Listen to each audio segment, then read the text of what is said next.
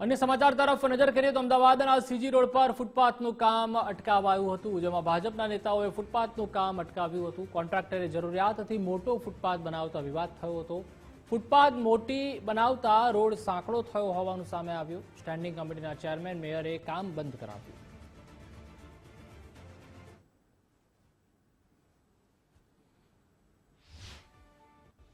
तो विपक्षना नेता शहजाद खान पठाने पर आकरा वाक प्रहार करता कहूं कि अधिकारीओनी बुद्धिનું प्रदर्शन जनताए જોઈ લીધું છે।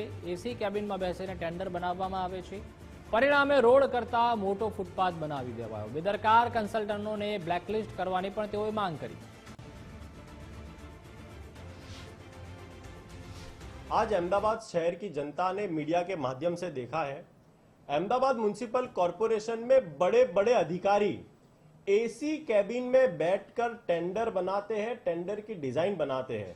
लेकिन सबसे बड़ी बात तो यह है, कांग्रेस पार्टी यह आरोप लगाती है कि ये टेंडर सिर्फ और सिर्फ उनकी और कॉन्ट्रैक्टरों की मलाई के लिए बनाए जाते हैं, यानी भ्रष्टाचार के लिए बनाए जाते हैं।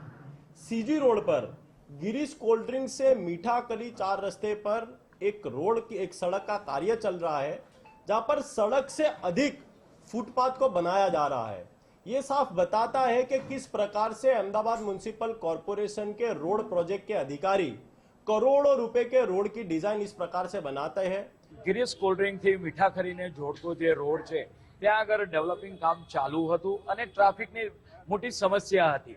તો અહીંથી પસાર થતા જ્યારે મૂળનું કારણ જાણવામાં આવ્યું ત્યારે આ રોડ ઉપર જે 18 મીટરનો જે રોડ હતો એના ડેવલપિંગને કારણે 9 મીટરનો થઈ જાય છે।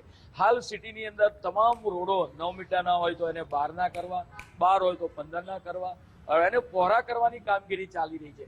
જ્યારે આ રોડે ટૂંકો કરવામાં આવ્યો, પરિણામે ભવિષ્યમાં આપણે વાત કરીએ કે ટ્રાફિકની મોટી સમસ્યા સર્જાય, એ ન થાય એટલા માટે હાલ કામ રોકવામાં આવ્યું છે। અમદાવાદ મહાનગરપાલિકાના અણધડ વહીવટનો વધુ એક નમૂનો આજે અમદાવાદના ગિરીશ કોલ્ડ ડ્રિંકથી લઈને મીઠાકડી સુધીના રોડ પર ચાલતા કામ પર જોવા મળ્યો। જી હા, આપ જુઓ કે જે પ્રકારની અહીંયા પરિસ્થિતિ જોવા મળી રહી છે, રોડની બંને તરફ ફૂટપાથ અને પાર્કિંગની કામગીરી ચાલી રહી છે। આપ જુઓ કે જ્યાં હાલમાં રોડના ડિવાઇડિંગનું જે માર્કિંગ કરેલું છે તે અને તેની સાઈડમાં જ્યાં આગળ પાર્કિંગ માટેના જે પેવર બ્લોક્સ નાખવામાં આવ્યા છે તે વચ્ચે જગ્યા કેટલી છે। અત્યારે પણ જો કામ ચાલે છે તો પણ ગાડીઓને ડિવાઈડરની બીજી તરફથી પસાર થવું પડે છે અને જો આટલી મોટી જગ્યામાં ફૂટપાથ બની જાત તો લોકોને હાલાકી છે તેમાં ખૂબ જ મોટો વધારો થતો અને તેટલા જ માટે સ્ટેન્ડિંગ ચેરમેન અને ડેપ્યુટી મેયર દ્વારા આ સમગ્ર ઘટનાની જાણ થતાં તાત્કાલિક ધોરણે આ કામ રોકવામાં આવ્યું છે। પરંતુ અહીંયા સવાલ એ છે કે કરોડો રૂપિયાનું કામ છે તે પૂર્ણ થઈ ચૂક્યું છે, પેવર બ્લોક્સ નંખાઈ ચૂકેલા છે, રોડ બીજી તરફનો તૂટી ગયો છે, યુટિલિટી માટે અલગ લાઈન છે તે પણ નાખી દેવામાં આવી છે, તેની પણ અલગ જગ્યા દર્શાવી દેવામાં આવી છે। ત્યારબાદ હવે આ કામ અટકાવવામાં આવ્યું છે। એટલે પ્રજાના પૈસાનું ગ્રાઉન્ડ રિપોર્ટ જોયા વગર, વાસ્તવિક પરિસ્થિતિ જોયા વગર જો અમદાવાદ મનપા કરતું હોય તો પછી પ્રજાના ટેક્સના પૈસાનો આ પ્રકારનો દુરુપયોગ શા માટે અમદાવાદ મનપાના એસી ગાડી અને એસી ચેમ્બરોમાં બેસવાવાળા અધિકારીઓ કરતા હશે તે ખૂબ જ મોટો સવાલ છે।